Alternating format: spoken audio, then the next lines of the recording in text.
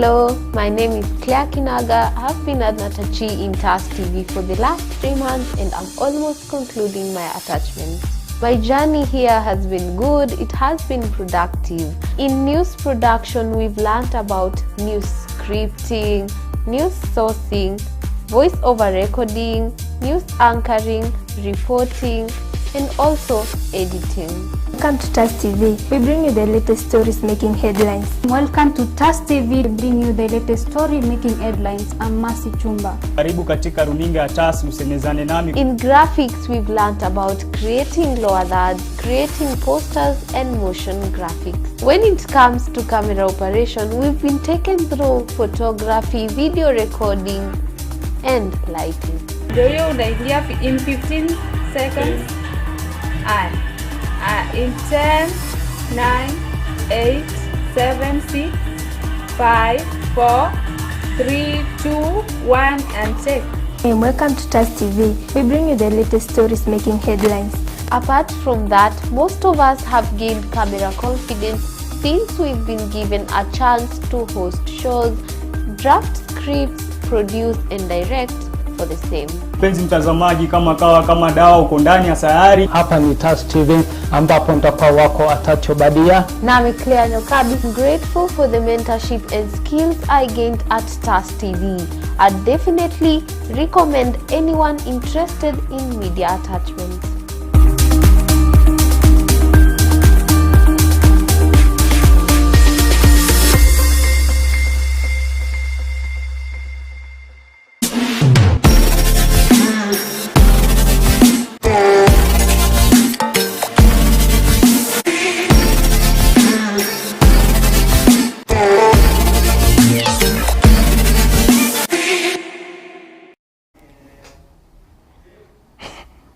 Welcome my people, I'm Kiki and today welcome back to Sayari Mapenzi, where we're going to talk about love, everything that surrounds love. And today I'll be your host Kiki and my co-host Ashley, and kama kawa kama dawa, mimi kazi yangu ni kuwakaribisha na kuambia stay tuned. So we got something for you, and we just hope that you guys are gonna pay attention and to pay your comments up watching on YouTube and TikTok. Remember, so give us your comments, give us your views and whatever that you have to say. We got you and we hear you. Then next is my co-host. Hi, I'm Azel, and let's get into it. Nice. And starting on today, we have varieties of questions, and we should discuss them. They are a little bit serious. We don't today. Sidhani kama kutakuwa na kucheka. Nama ni kucheka ni once. Yeah. Because we're going to start on a high note of gender-based violence issues in our communities. We're not measuring on any community we're measuring on every community. Yeah. It's gonna be wide. So drop a comment there, educate one another there, and say your own perspective or opinion. Then Yeah, it's all welcome. Whatever that you have to say, usiogope, because this is something that is affecting both boy child and girl child. Sindio? It's not just that ni girl child na affect peke yake. You know, we're talking about gender-based violence, and you know, lately this week tukianze since on Sunday, right? Tumekuwa na it's kind of a movement, something of that sort. Where people are changing their profile to color purple. Yeah, as a way of honoring what do we call it? Gender-based violence. Sorry, it's like a way of showing our solidarity to those people who are affected by exhibitors, you know. And it's really sad seeing that most of the cases is not only the girls. So yeah, the girls and the kids mostly. Like we're like, okay, why kids? Because these people are small, they even don't know anything. They're innocent. But I like the nini in your social media because it is the nini of changing profile started in South Africa. Yeah. And now it's gone viral. Juu ilitoka South Africa ikakuja Kenya, Nigeria. Like for now TikTok profiles zote ni purple. Looks amazing though. Yeah, Like but I like your support. I really like the support in Iko hapo because if you don't talk about it, I don't think it will stop. Sure. Because for example in South Africa, there it's worse than Kenya because there the girl or woman is being raped. Yeah.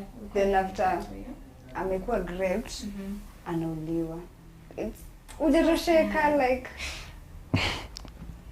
No, it's not something to laugh, but It's not funny, I know, but it's not funny. let me but ask. I was scrolling through TikTok maybe the other day, and Nika noticed around the comment section it's full of purple whatever. Yeah. So I was asking, is this like a female solidarity or maybe? It's not female.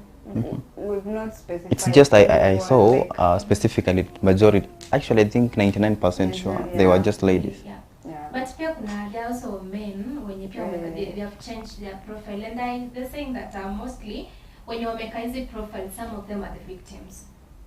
Ni watu wamekuwa like victims of this thing, and it really hurts vile tu Kiki amesema. Imagine a 10-year-old kid, a 4-year-old unamuuliza nini mtoto mdogo hivyo shwari. And when did we reach to that extent? How? I just think like it's just a reflection of how society is rotten in terms of morals. And it's not something imeanza recently. It's something that has been carrying on for some time. Yeah. It's not But I up just to me. Leo, it's when it has been picked kana. So, but I think it's so sad to watch some things happen to people. I think personally, I'm a man. I can say I have not had that kind of an experience, but from friends, because I've had some people who are maybe brave enough to tell me of that, female friends maybe. Yeah. I think it's something traumatic, and sometimes men are just driven by their bodily desires, and I don't know what drives you to going to think like a 10-year-old lady. Okay, if Naweza they are kusaidia. driven by their body or emotions, then you should make a rehab because no. It's some things that are just mental, Yeah. and pia I can say it's a venye mtu amekuwa brought up as a kid. It's not necessarily on how person akona akili naka. Someone was brought up in a community where things have been normalized. It's right now in our society is in a develop to consider like the two genders in some African culture. Sorry, utapata women have no say, and some men, evil men, take advantage of that. So like you find even in our families, you'll find that your mom hana say, because this is the way we have been taught that the man ndiye mwenye kusema in that family. So you find that the moment ume suppress the voice of a woman, even your kid akiona mamangu ongea, mamangu ananga say, what are you teaching that child? That even this other girl mwenye they just useless. They don't have any importance in the community. So that's all like these cases zimekuwa so much. I had in my neighborhood Mari naishi, there was also a similar case. This kid, grade 2 kid. How old could this kid be? Not grade PP2. PP2. Yeah. Basically, Exactly. 5. And then this katoto kametoka shule. Mostly when we go to the courts, utasikia this guy akisema I was provoked by this. The guy atasema was provoked by the lady or the girl to end up raping the kid. But now tell me, a 5-year-old kid ametoka shule, how is this kid provoking you to such an act? That's why I said something. Someone morals. It's just someone how venye wako. Yani hata ni venye wako. It's not something of maybe. But I think also it's important to note. You said something in the beginning. Umesema about maybe the father venye people are being brought up. I think some things. Our fathers and maybe our parents generally, they have a very big role to play kwetu sisi kukua future maybe people. And not everyone. Unajua, sometimes I was just thinking, and I was thinking like I owe my father and my parents an apology, maybe an appreciation. They have really brought me nicely. The only thing they didn't tell me ni eti wako kuniambia venye tunakulea venye tuna bring up ndivyo kila mtu ameumbwa hapa nje. Some people are just evil, sorry. So utapata mtu tu ame bring you up kwa place yenye ameshikwa na budaki akilima mamake makofi kila siku. And so hata yake kuja kwa husband he will just exert the same energy to once his husband his wife, sorry. So generally I think it's a matter of morals and pia how venye mtu amekuwa brought up as a kid to kukua mtu mzima. But I think some of the people are brought up well, but here in the middle of teenage and that age, like after teenage, yeah, like ushasikile ya mzazi wangu amenifunza tabia nzuri, hizo zingine zote ni mimi nimejifunza. Yeah. Like you're the one, we cannot point the finger to your parents. Maybe they raised you well.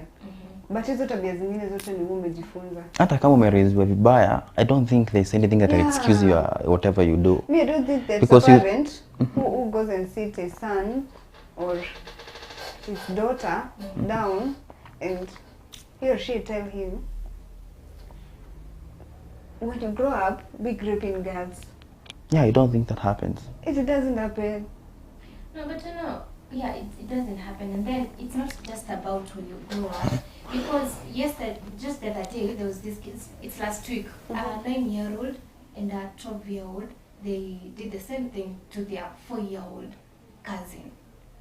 So, tunaelekea wapi as a generation? It's just, it is what it is, it's cooked. Because tell me, okay, sisi tukiwa 12 years old, what were we doing? Tulikuwa it was make sense, and then there's someone 12 years old who is thinking of sex na hadi anaenda ku execute the action. I think the children have more knowledge than the parents.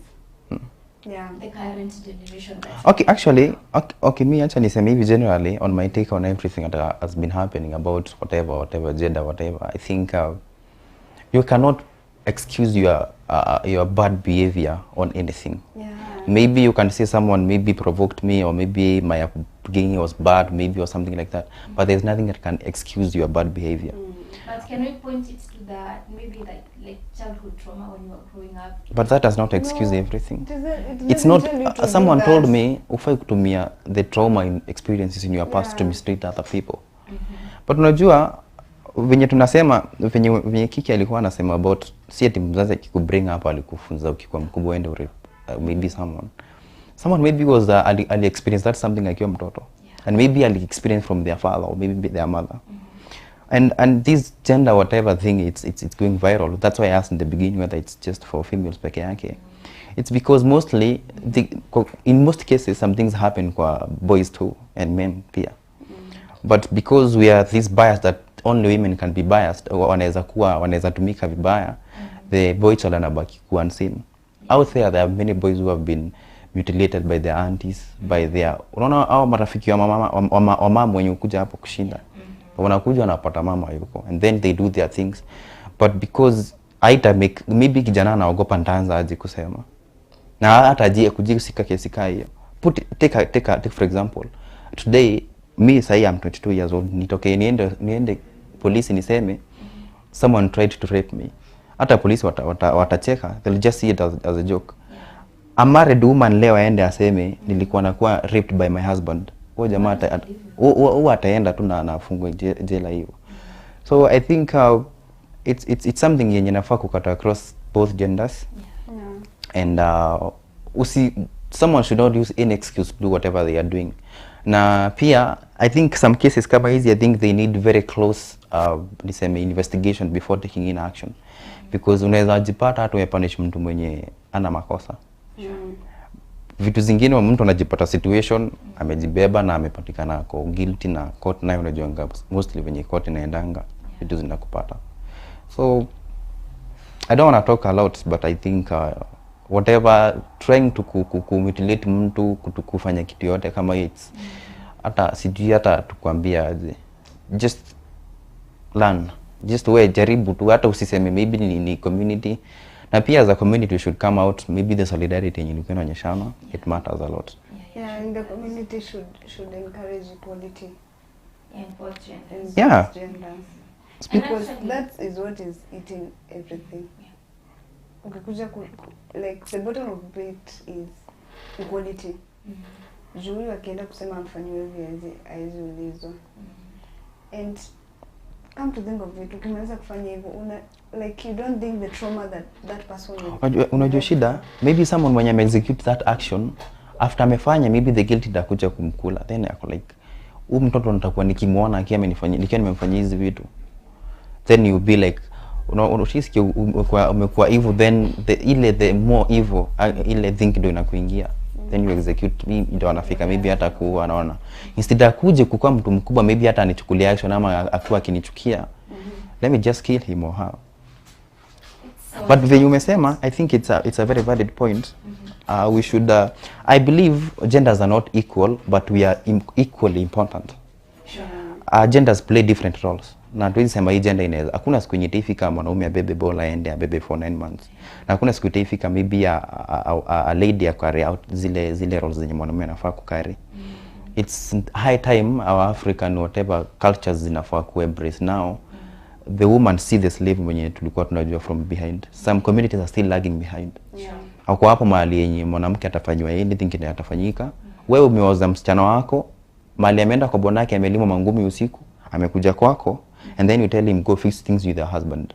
Unataka kuja akiwa maiti ndio ufix. Sometimes just kubali hizo vitu tulikuwa nazo, African values zimekuwa outdated. Zimepitwa na wakati, embrace the new. Juu hata hizo vitu tulikuwa nazo sometimes zilikuwa zina surprise the females. So I think ni hiyo tu thought ya wanaume wengine kufikiria hata nikifanya kuna mahali nitapelekwa. Sisi wanaume sisi ndio kusema ndio inafanya vitu zingine zina happen. And also pia kuna vitu zingine zinakuanga extreme on men. Unapata maybe okay, for example I was kuna a certain video, I have to mention it. I was watching a video. You see, fortunately iko outside the Kenya. Niko naona a lady alikuwa na pass kwa street akiwa amevaa earphones anasikiza ngoma anapita tu kwa street. And then a guy akaona msichana venye anapita kuna gari inapita itamuumiza. So akajump akamgrab akamvuta. And then akasave her life. Juu alikuwa amevaa earphones na gari ilikuwa impige. And then after he saved her life, he was later on sued for harassment. Because alimgrab by the boobs, but mbaya because alikuwa na mwokoa. So the guy now is to face maybe trial for sexual harassment, but intentions the guy was just trying to save the girl. So sometimes to secure so carried by biasness for kukua two-way traffic. That's all I can say. A heavy conversation, but at the end of it all, we just say let's just teach our kids the right way to go. But ukiona like some things they're too heavy on us, even as you are. It's really heavy. But we'll move on regardless. So moving on to our next topic, I will be talking about how love has been shaped in nowadays. Tuna dating apps we have Tina call them. I don't know, I just know Tina. That's the one that I know. But tumekuwa like we're just following hizi mambo so much, and then we get to realize kwani what is really going on, because utapata msemo mwenye these apps their perspective on love is very different from someone who has not engaged with these apps. What's really happening out there, and how has it shaped? Is it really helping, or is actually ruining the real romance and how we should see love and how we should embrace it? Okay. And for me, to some point, it's helping, and to some point, it's not helping. Like hakuna kitu nakwanga na advantage na disadvantage. Why? Because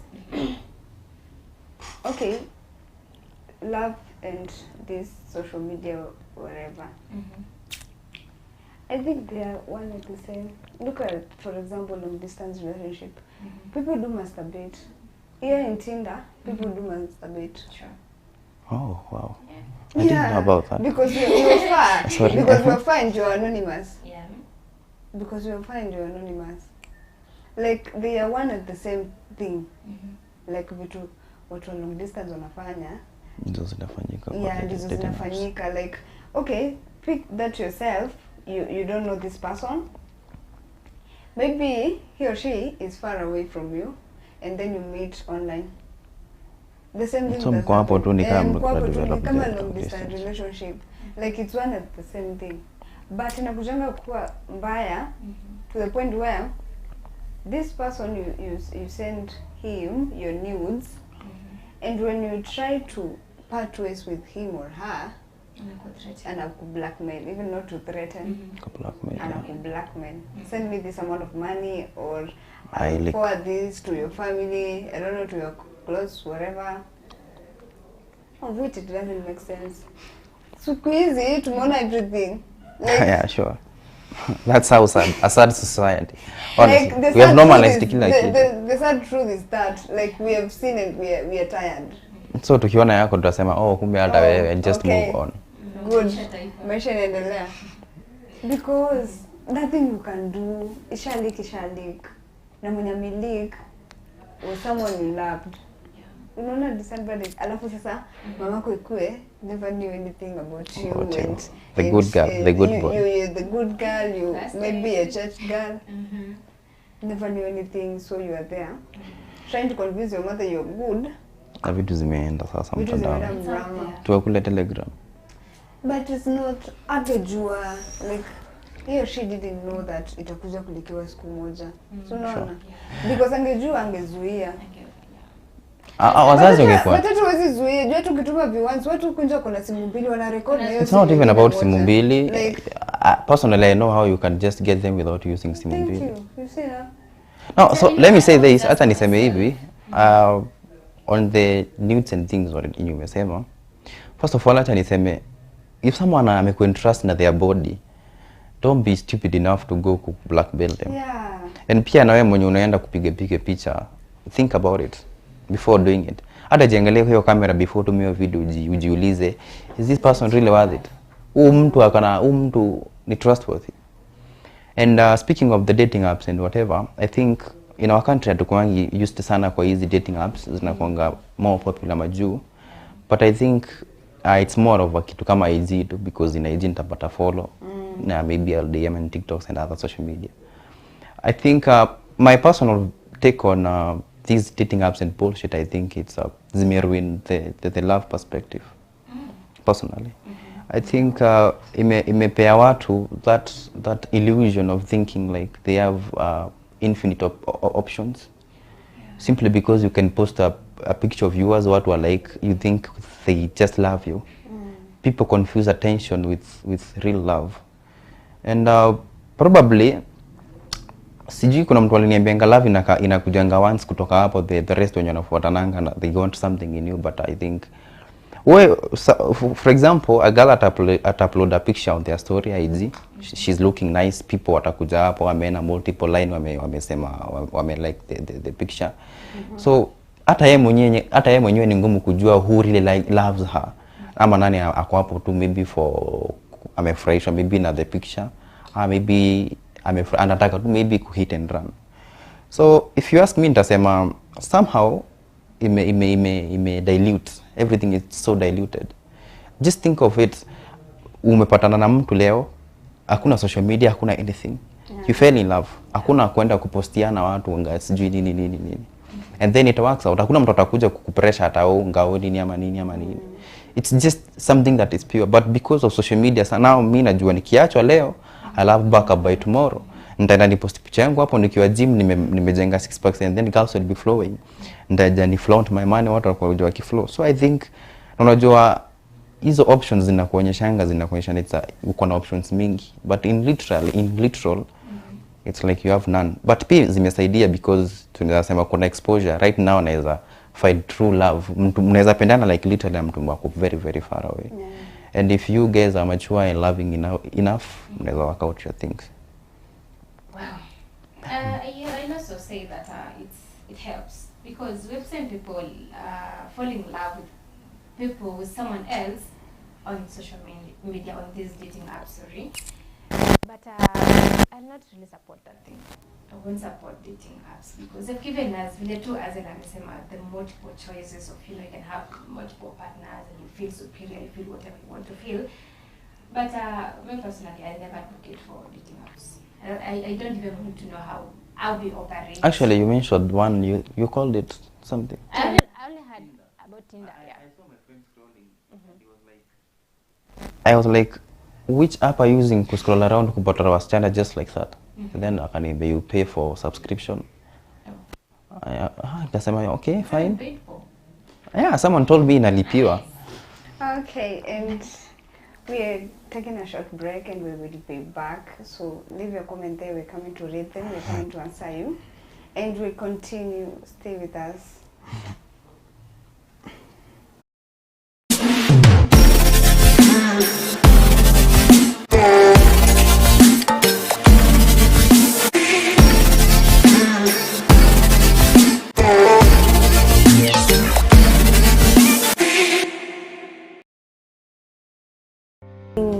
Media, even if it's camera operation,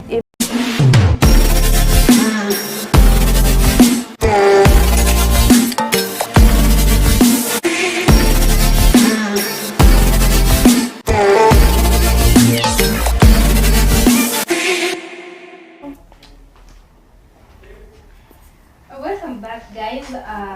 Tunaendelea na our conversation. Azel, are we done with the previous one?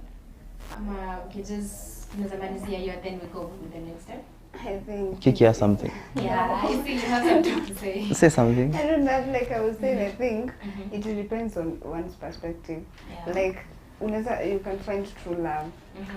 Yeah. Si kila mtu ana find like the toxic part of it. Wengine wana find true love and it But works. out of 100, it's just But one or two. Yeah. It's not a large percent. A larger percent, they are there to Kujibamba tu na vitu za jazika. have money. Yeah. Okay, so our next topic is kind of related to what you were talking kitambo, but kidogo too, it's not the same, but we are talking about how culture and religion is shaping our view on love, relationship and marriage. So let's dive deep into this, whereby can we look at how you were brought up? Maybe if you are umelelewa in a religious family, your dad is a pastor, or your mom is the wanaitangwaje mama wa kanisa, wale wanajifunga, those things. Like your family imekuwa so deep into this religion, into that umegrow tu ukiona mamako na babako wanashikana tu mikono, wanafanya African parents. Though it's really rare. Wewe songa tu, tutapatana huko mbele. Tutapatananga huko mbele. But you know how sasa wa kanisa they make marriage equal like it's something so beautiful. Kama umelelewa in those families, no fights, there's nothing, but deep down vitu ni tofauti kwa ground, things are very different.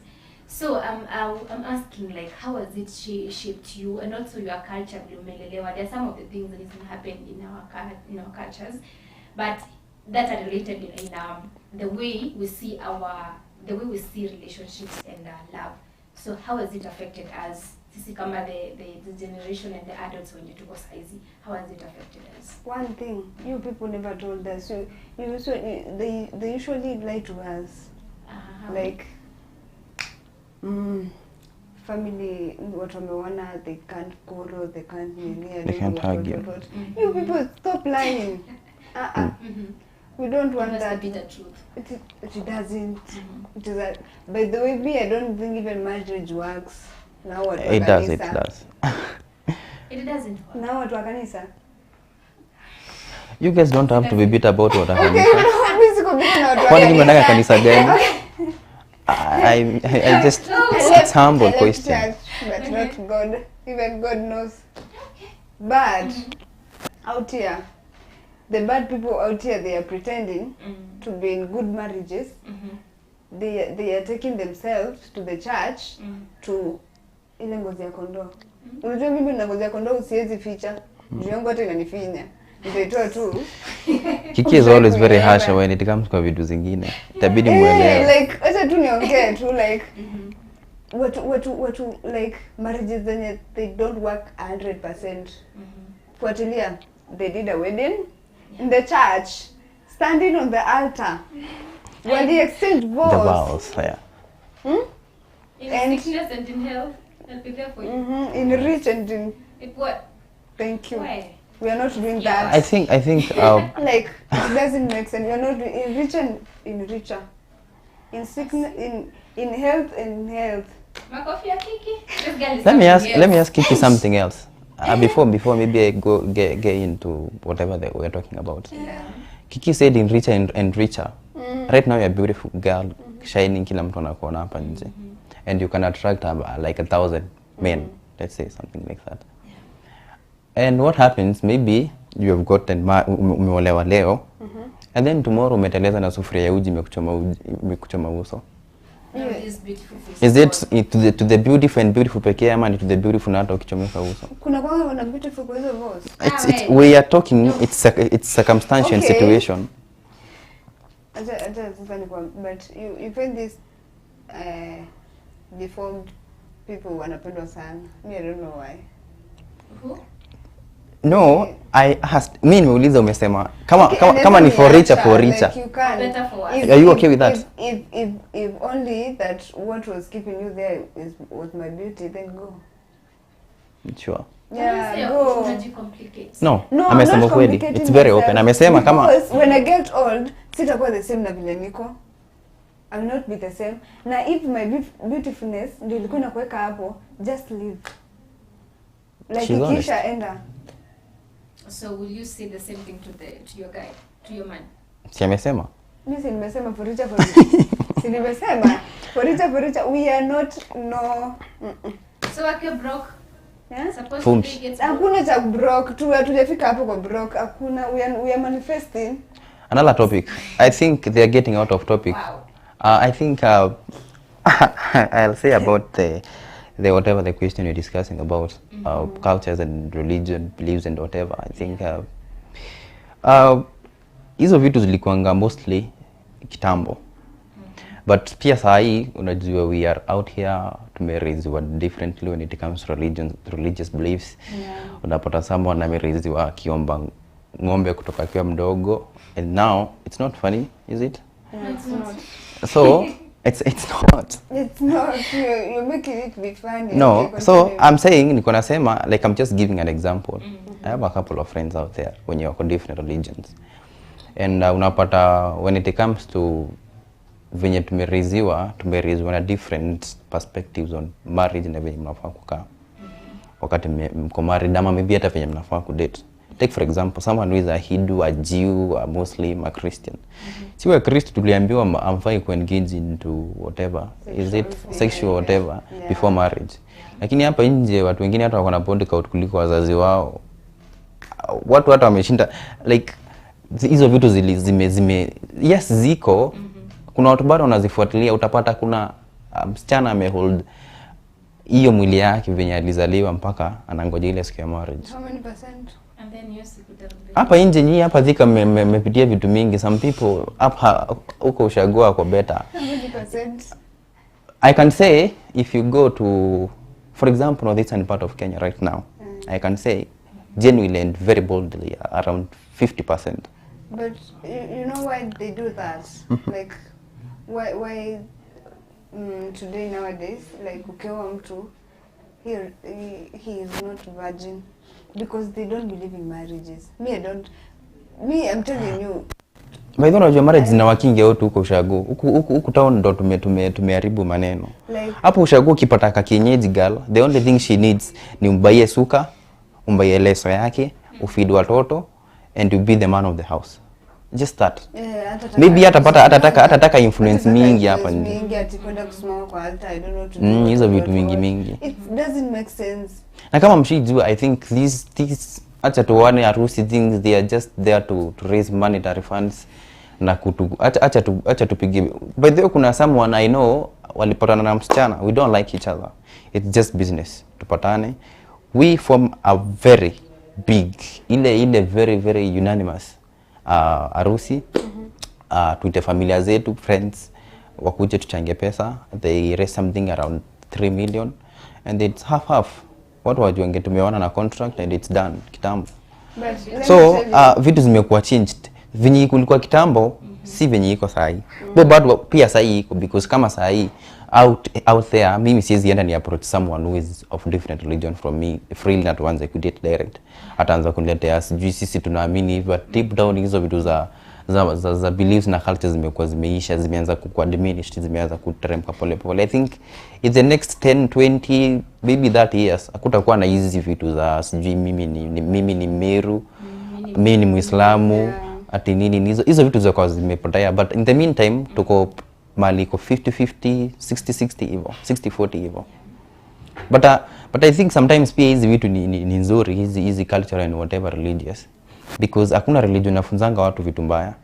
And if someone decides to follow that religious path keenly, si ile kujifanya hypocrite, aanze eti acha nijaribu. Ukienda huko church zetu zinatuambia tusikunywe pombe. Ukienda msikiti utakwambia usikunywe pombe. Ukienda kwa temple utakwambia usikunywe pombe. Watakwambia usiende kufanya kwa sex before marriage. Na we decide to do it anyways. So it's not si eti religion hazitufunzi vizuri ama cultures hazitufunza vizuri. Kwa zile extreme African cultures zingine zinasema bado if she is not married, she is not virgin, hiyo marriage hata hakuna dowry. So some are good, ziko na influence nzuri bado, though kuna zitasema kama ni Mkristo usiwe Muislamu, kama ni Muislamu usiwe Mkristo, kama ni Meru usiwe Mkikuyu, ati sijui Wakamba wanakuanga wachawi usioe kwao, ati Waluya wanakuanga hivi na hivi. Kuna I don't know whether it's a stereotype or whatever. Someone told me if you marry a Kikuyu lady, be sure utakufa before you msichana. Yeah, I've heard such a thing. Yeah, it's something some kind of stereotype. I don't know whether it's how factual it is. So hizo vitu zenye the religious beliefs, the cultural ideologies, and maybe vitu zingine zenye ziko hapa nje, yes, they are still influencing love in some ways, but not as they used to be before, and not see venye zitakuwa zina influence in some days and maybe years to come. Personally, that's how I think. Wow. So But speaking of that, no, vile tu umesema like ati Wakamba wako na nini, sijui Wakisii wachawi, I don't know. You know, there's someone who is holding on to that faith. Anasema mimi siwezi wa Mkisii. Yeah, that's why I said it's 50-50, 60-40 hivyo. Si kitu iko 100%. Lakini imagine niwaambie mimi ama Mkamba. So, juu Mkamba. Nitakwendea Kitui. Oh, Sometimes it's nice to be cautious. Let me say this. Honestly, no, Kiki amesema ukweli. Kuna mtu ukimwacha anaenda naambia shosho, uliweza niacha hiyo. It's not. Alafu maybe umemwacha like ameniacha ile like ni kama mimi ndo mwenye makosa na ni yeye amenifanyia makosa. I will deal with you. The bad thing you can do is whoever had Kiki, sijui utafanya nini. You need to apologize taifa. Like let me tell you, the bad thing you can do is to provoke me and you know my nini. My tribe. Yeah. We don't joke. No, we don't. It's not vitisho. Kiki is honest. Actually, I like her.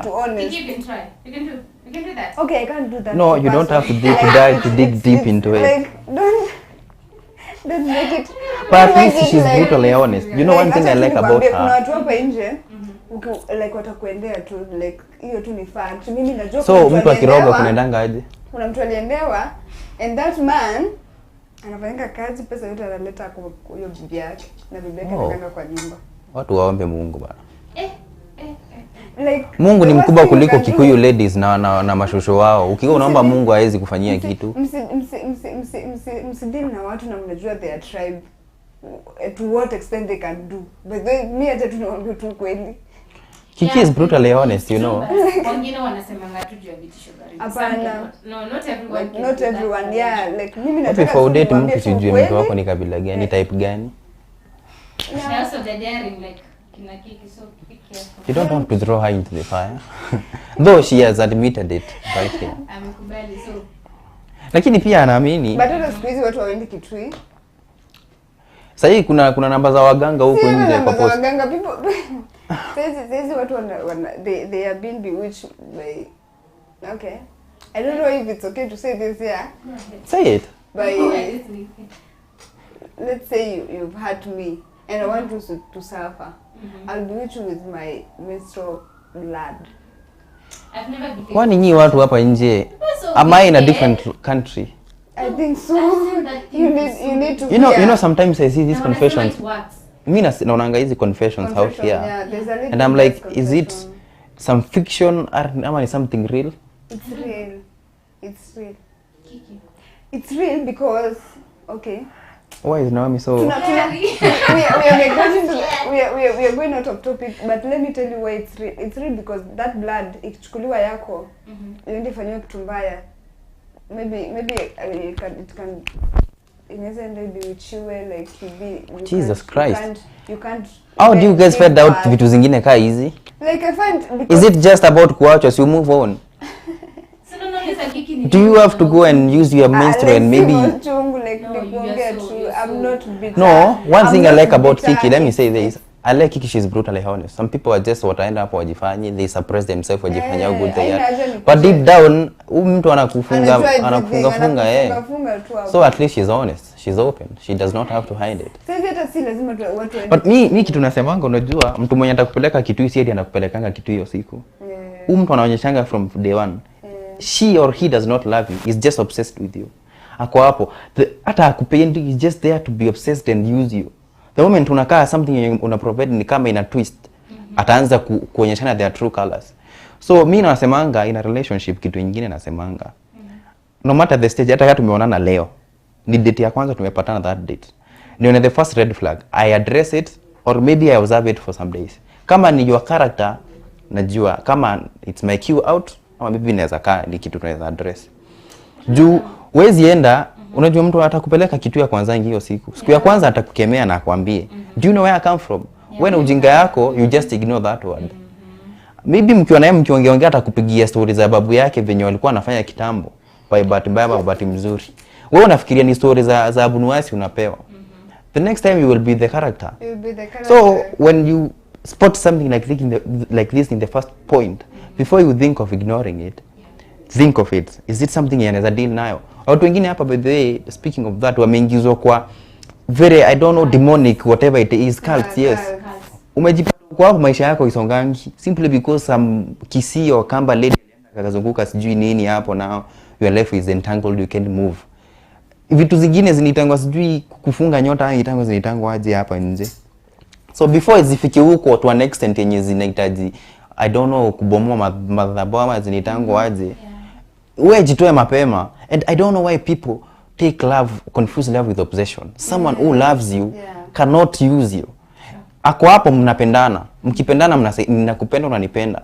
Obsession ni mtu mwenye anaweza amua hata kukuhurt as long as anaona una mtu mwingine. They will never let you go. Just settle with love. Mambo na obsession, ukiona mtu anakuwa obsessed na wewe, achana na yeye. Juu ile siku itakuja kuachana utapata mtu amekudunga kisu heri ukufe kuliko kuona mtu mwingine. I said from before, let's be honest. Hakuna mtu anamkanga asubuhi anakuwa obsessed na wewe. Obsession ni kitu na build. The same way build love. Tumeanza kupendana.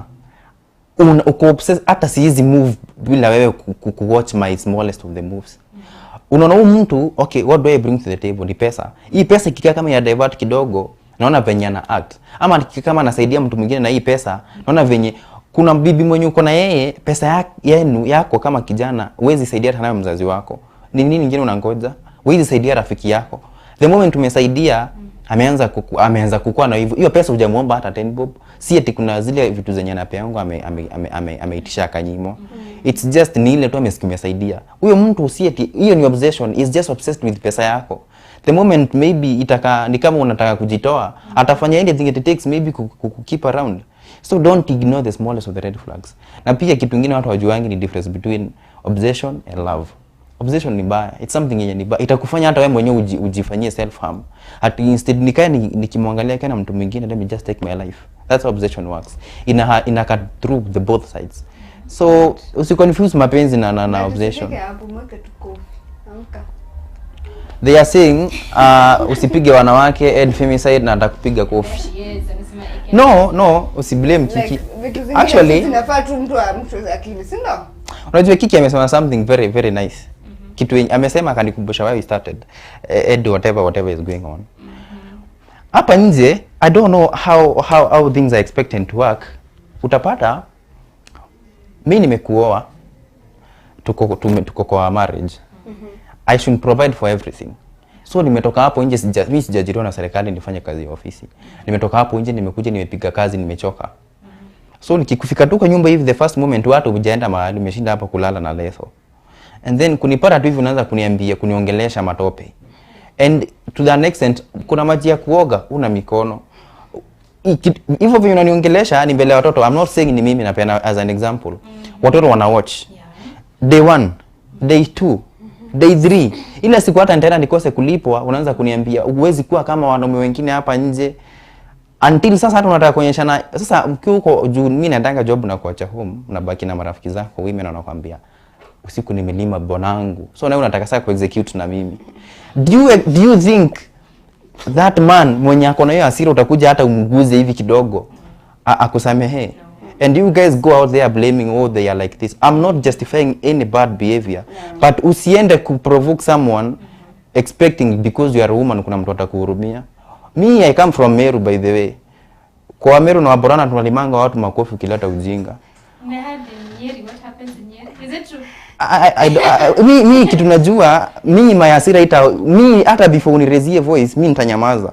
And if you continue provoking me nitakwambia toka uende ama vitu zingine ambaye zi happen hapa. So vitu zingine be mindful hata wewe unasema ya woman na unaniguza. Personally mimi nasemanga babangu aliniambia as a kid never ever put your hands on a woman first. Yeah. Ukitoa jina first is statement is very different. Never put your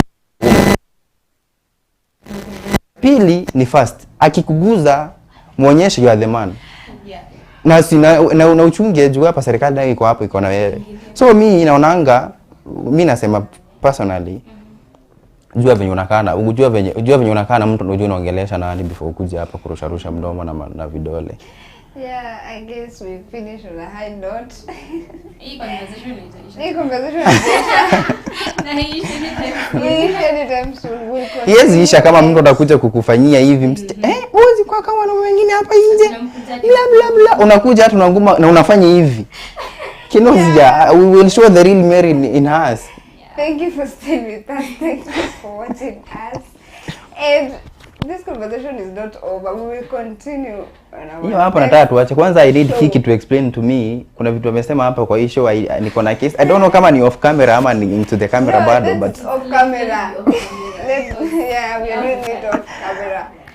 Thank you for staying with us. Thank you for watching us. We are glad, we love you all, and I was your host Kiki. Ashley, your co-host. It was really a great show. I really admire the combo that I always have with this amazing team. And I hope even your next life will meet. Anyway, tumalizie Azel. And I'm Azel, and thank you for staying with us throughout the time tumekuwa pamoja. Someone told me na kwa national and when I'm talking to camera, I'm not. I appreciate the full crew, the viewers, our fans out there, people behind the cameras, watu wa production, watu wa wenye wana watch from any point where they are watching. And my favorite girls here, I love you so much. So till next time, see you.